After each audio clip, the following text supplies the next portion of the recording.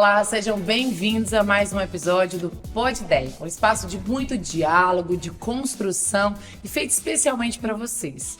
Hoje eu tenho a alegria e a honra de receber a doutora Priscila Santana. A doutora Priscila é advogada, professora e foi a minha professora, tanto do ensino médio quanto do curso de Direito. E hoje eu tenho a alegria de reencontrá-la e de caminhar ao lado dela em lugares de decisão. A doutora Priscila já foi conselheira seccional da OAB e hoje ocupa o cargo de secretária na OAB Anápolis. E neste mês, em especial, ocupa de forma efetiva a presidência da OAB Anápolis. Portanto, nós recebemos com muito carinho Priscila Santana, diretora da OAB Anápolis. Seja muito bem-vinda, Priscila. Eu que agradeço a oportunidade. Para mim é uma honra poder estar aqui com você, Andréia. Conheço um pouco da sua trajetória, né? Sempre muito ativa, presente, né, em questões sociais. Então, para mim é uma oportunidade. E sou muito grata pelo convite. Eu também, nós estamos todos muito felizes e acho que todos os seus alunos, a doutora Priscila chegou aqui na Câmara, gente, ela só foi em 2 espaços, já encontrou uns 10 alunos dela aqui, tanto pessoas já formadas quanto ainda em formação, os nossos estagiários, todos com muito carinho. E nesse mês em especial, que é o mês da mulher, eu acredito que a OAB, ela faz uma ação que é muito simbólica.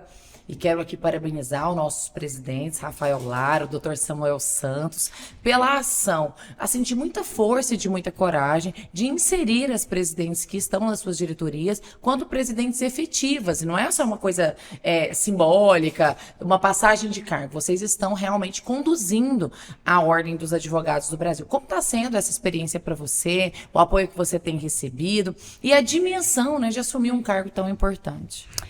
Olha, para mim é uma experiência ímpar, né?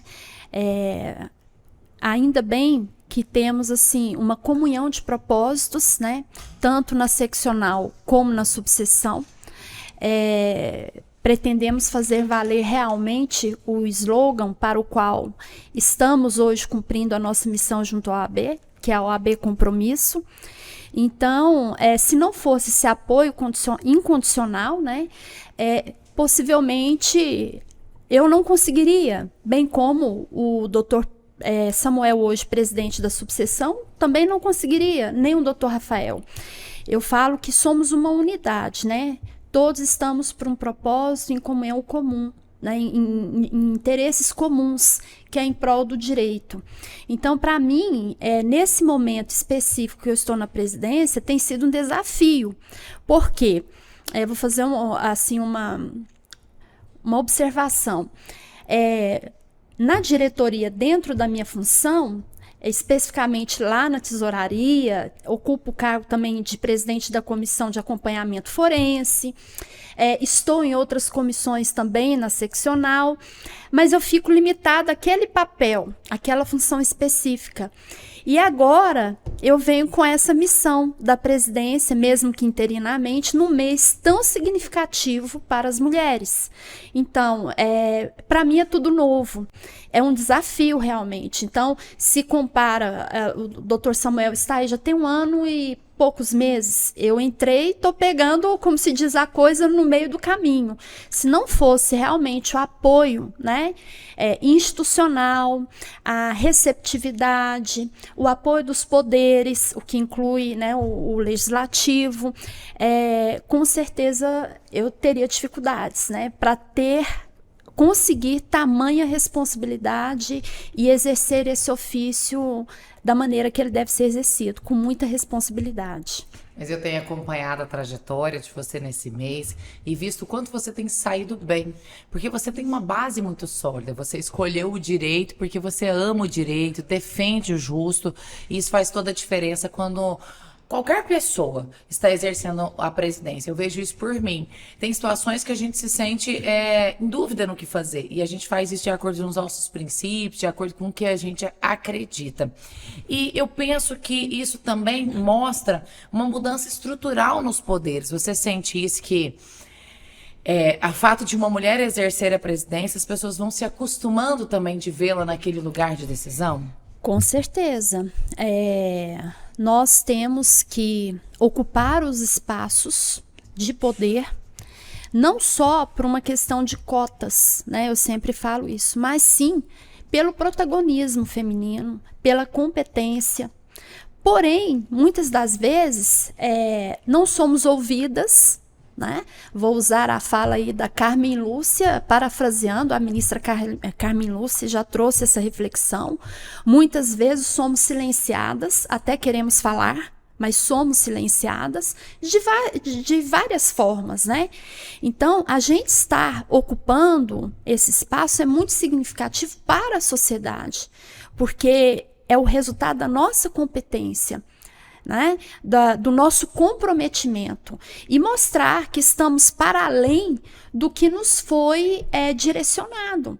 Eu sou da geração antiga, você não é tão antiga assim, mas eu estudei em colégio de freira, onde eu tinha como formação fazer alguns cursos específicos, né? Na época as freiras usavam o hábito, então eu tive aula de culinária, tive aula de costura, não desmerecendo.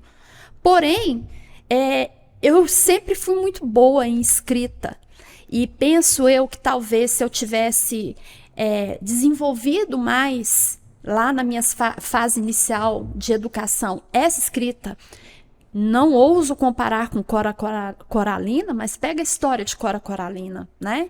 Uma grande escritora, referência, né, para a literatura do Brasil, e que foi possível ela escrever depois, né? Ela teve que formar a família para depois ter essa oportunidade. Então, muitas mulheres têm dons fantásticos, e que muitas vezes esses dons são escondidos, relegados, porque nos veem com uma missão X e inaptas, talvez, ou priorizando, talvez, certos aspectos que a sociedade entende que é ali que a gente tem que ocupar, e num outro momento, se puder, você vai para outro canto. Então, eu acho assim, que estar hoje, a gente estar ocupando esse espaço é muito importante, porque ele quebra essa visão, né? E socialmente a gente mostra a nossa competência, que realmente podemos fazer para além da casa, da sala de aula como professora, mas também ocupando os espaços públicos. Eu acho que essa visão que você trouxe, ela é muito incrível, porque é justamente isso que nós queremos quando a gente fala de igualdade. A gente quer igualdade de possibilidades. Não é que a gente quer ser melhor do que os homens, nem competir, a gente só quer poder fazer o que a gente acha certo. E você disse sobre as cotas, e a OAB alcançou um lugar que é o sonho para a nossa política partidária. Hoje, infelizmente, ainda na política partidária, nós estamos falando de cotas de 30% de gênero, e que, obviamente, como as mulheres que participam menos, é 30% de mulheres.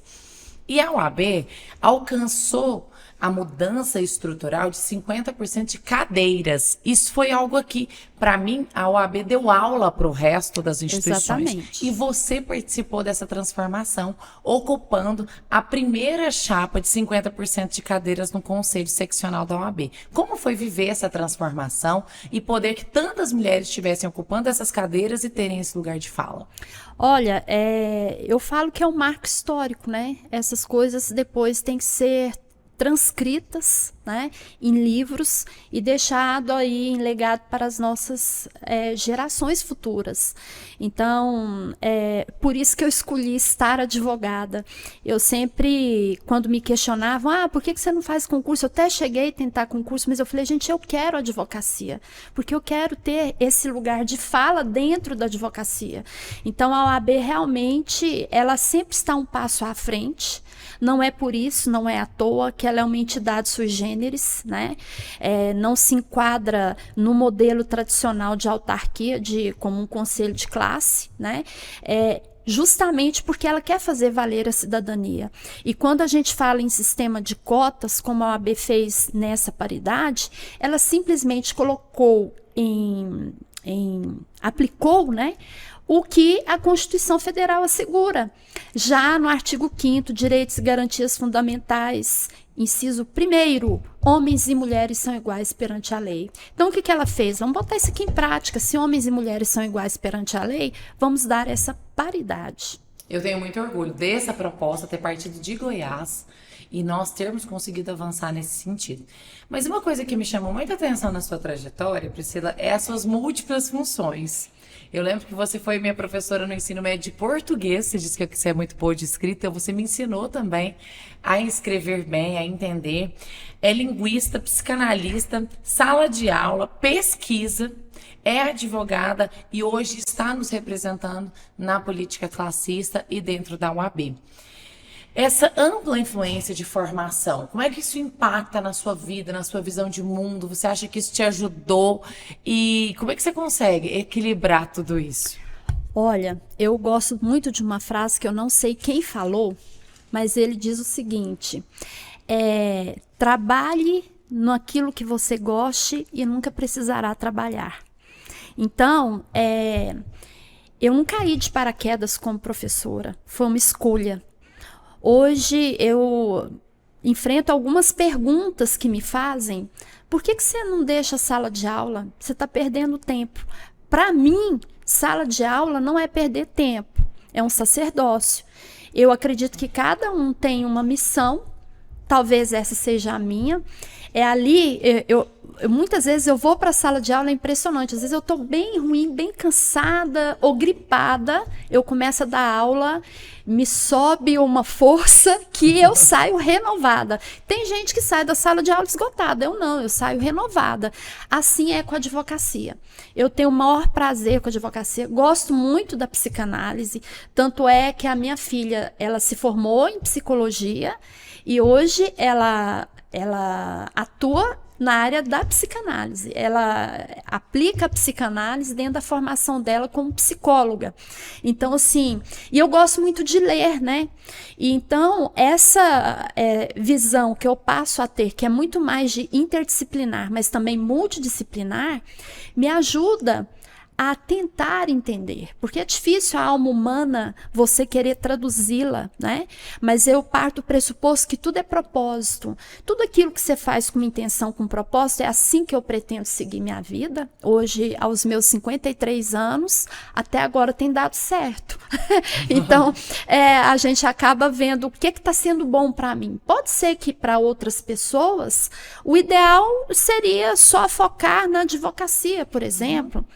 Para mim não é, né? Então, mas aí meu escritório vai muito bem dentro daquele ideal que eu carrego comigo e para o qual eu quero exercer a minha advocacia.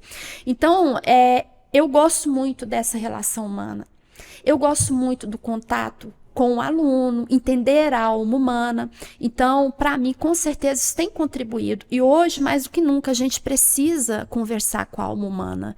Com essas questões de IA, nunca foi tão importante. Eu sempre falo para os meus alunos, com as inteligências artificiais, disciplinas tais como filosofia, ética, sociologia, lógica, nunca foram tão importantes e necessárias o seu resgate, porque a gente precisa comunicar com a alma. Então, quando me perguntam, como é que se dá conta de fazer tanta coisa? É porque eu não fico na internet o tempo inteiro. Boa resposta. Eu não fico na internet. Então, às vezes eu vou pegar, eu acho até que para mim é um privilégio ter muita coisa para fazer, mas eu tenho que tomar cuidado, eu trabalho com prioridades, mas quando eu lembro, nossa, eu tenho que terminar um livro tal que eu vou aplicar na sala. Eu acho bom, ao invés de eu ficar vendo Instagram, alguma coisa assim, eu vou olhar as disciplinas. Então, eu acredito que isso tem contribuído muito para me ajudar.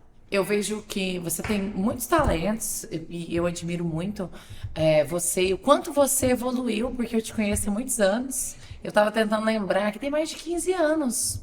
Isso. Porque em 2009 foi eu saí da faculdade. Primeiro ano do ensino médio. Primeiro ano do ensino médio. Mas uma dessas características que a gente vê assim de cara é a sua facilidade com a linguagem, com a comunicação.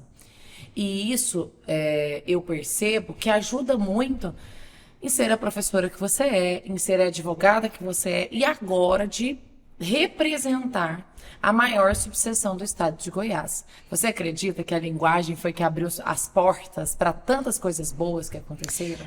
Com certeza. Eu vou usar uma frase do Chacrinha. Quem não se comunica, se trumbica realmente. E mais ainda, o não falar muitas vezes fala muito. Então, quando a gente fala na linguagem, tem um livro que eu gosto muito, até sugiro quem puder ler, de Pierre Bourdieu. Ele fala do poder simbólico. E tem um livro da gramática filosófica de Wittgenstein, que ele vai falar que a linguagem ela não é só aquilo que você fala. É a maneira como você expressa, né? O não falar, a sua postura. Então, isso é fundamental hoje. Precisamos nos comunicar e de todas as formas possíveis. E com certeza isso tem me ajudado bastante. Depois que eu aprendi que a comunicação não é o que a gente fala, é o que o outro entende. Exatamente. Muda completamente a nossa percepção de mundo e de como a gente vai fazer as coisas. Porque às vezes a gente fala assim, mas eu falei isso. Mas a pessoa não entendeu, não adiantou o que você falou. Exatamente. E agora um ponto, que é um ponto muito delicado, que também me atravessa muito, porque a história das mulheres é uma história de luta e de construção. Teve algum momento no direito, em sala de aula, em suas múltiplas funções, que você teve a sua autoridade questionada por ser mulher? Constantemente. Infelizmente, seria trágico. Mas isso trágico. Não me abala. Eu sempre falo o seguinte, cada um tem sua história de luta, cada um sente o calo no seu sapato, né? Uhum. Então, volta aos tempos antigos, dentro da minha criação, da minha estrutura, da família que eu vim. Eu tô aqui realmente porque eu quis estar, primeiro, porque Deus me oportunizou estar. E segundo, porque eu quis estar. Eu sou muito assim, mineirinho, sabe?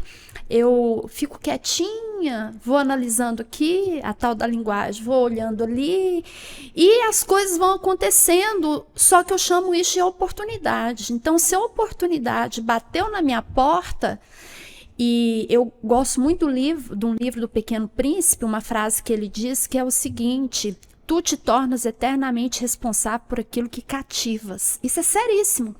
Se me chegou uma oportunidade para eu fazer, eu tenho que fazer da melhor maneira possível. Não é mais ou menos. Eu tenho que... Isso é ético. Eu estava aqui aguardando você com a pastinha ali das correções dos trabalhos dos meus alunos. Por quê? Eles estão confiando em mim, numa nota que eu vou dar pela avaliação daquilo que eles fizeram. Ainda falo para eles, não inventaram outra coisa melhor para avaliar vocês, então sinto muito. Vocês vão passar pela prova, pelo trabalho, pela aprovação. Mas para mim, é isso, é responsabilidade. Então, eu acho que aquilo que te chega, você tem que fazer da melhor maneira possível. É o que eu pretendo, tento, muitas vezes tropeço, porque só Cristo foi perfeito, mas a todo momento sou questionada. Em todas as áreas que a gente atua, né? Não só na política, em sala de aula, naquilo que você fala, enfim, é isso. E dentro disso, você falou da responsabilidade. O que você acredita que muda quando mulheres chegam a espaços de poder e de decisão? Olha, eu vou falar como mulher, né? E por mim, historicamente, o que a gente vê é que a mulher, eu até tenho estudos sobre isso, a capacidade feminina dela pensar várias coisas ao mesmo tempo, dela gerir, contribui muito para essa questão de administração e de gestão. Né? Só tem que tomar um cuidado para ela afastar um pouquinho o lado do coração que ela tem de agregar e tentar pensar mais como estratégia mesmo, né? Porque quando a gente fala em política, tudo é política. Não é só a política que eu estou na presidência, a sala de aula é uma política. A partir do momento que eu entro para dar aula, eu estou exercendo um ato político ali. Na minha casa, eu como autoridade mãe, eu estou exercendo um ato político ali. Então, a gente tem que tomar muito cuidado. É o que eu vejo. Não sei se eu respondi bem a sua pergunta, mas eu entendo que a mulher ocupando espaços de poder hoje, pelo menos o que a gente tem de referências, ela tem mais cuidado com a gestão, com a administração, né? Ela tem um olhar mais apurado, dessa capacidade dela fazer várias coisas ao mesmo tempo, e cuidado, né? Que talvez seja inerente a nós como mulheres mesmo. Eu vi que você respondeu muito bem. E falando sobre esse cuidado, sobre essa responsabilidade que nós temos e como devemos agir, eu queria te perguntar enquanto cidade. A OAB, você disse que a OAB Compromisso é aquela que cuida de toda a sociedade. E quais são as pautas hoje que a OAB luta e que favorece aos advogados, a advocacia e a cidade de Anápolis? Olha, a OAB tem se preocupado com a Anápolis de uma forma geral, né? Então, todas as pautas importantes, sejam, por exemplo, questões ambientais, nós tivemos presente na questão da construção do plano diretor, e aqui estamos preocupados com a questão, nós estamos aí falando do projeto envolvendo o Fórum Empresarial, Sim. Comercial de Anápolis. Então, a OAB, para além de questões processuais jurídicas, a missão dela é resguardar a dignidade da pessoa humana, o Estado democrático de direito e garantir o exercício da cidadania. Então, tudo que afeta esses pontos, a OAB se faz presente. Eu me lembro que quando eu entrei na OAB, a gente estava conversando aqui, foi a convite do Dr. Regis Davidson para compor a Comissão de Direitos Humanos, nós tivemos pautas importantes, desde rebelião em presídio, né, em que a gente teve que ir para entender o que estava acontecendo e minorar as mazelas para a sociedade, porque, a meu ver, uma das funções do direito, e talvez a primeira, é a paz social. A justiça é consequência dessa paz, né? Muitas vezes a gente procura, não, a função do direito é a justiça. Eu entendo que a justiça é o segundo nesse critério de prioridades. A primeira tem que ser a paz social, porque se você tem paz, você consegue essa justiça. E usando uma frase de Savatier, se essa justiça é humana e o direito é humano, direito construído por nós, lei, ele é imperfeito. Utopia nossa achar que a gente vai criar normas, leis que vão resolver problemas.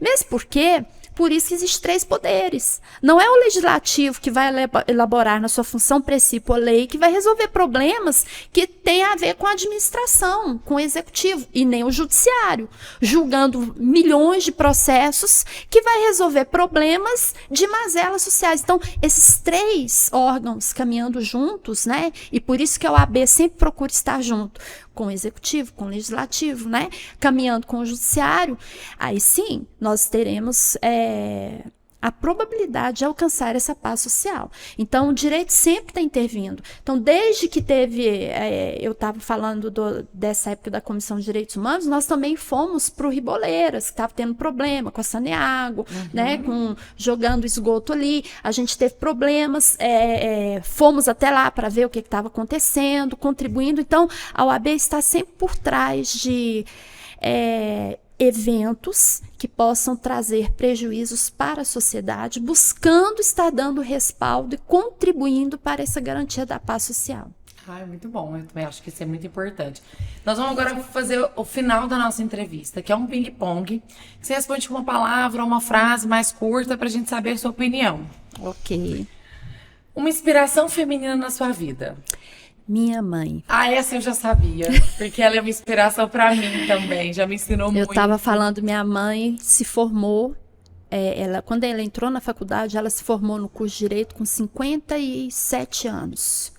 Depois, ela ficou professora da universidade por 17 anos.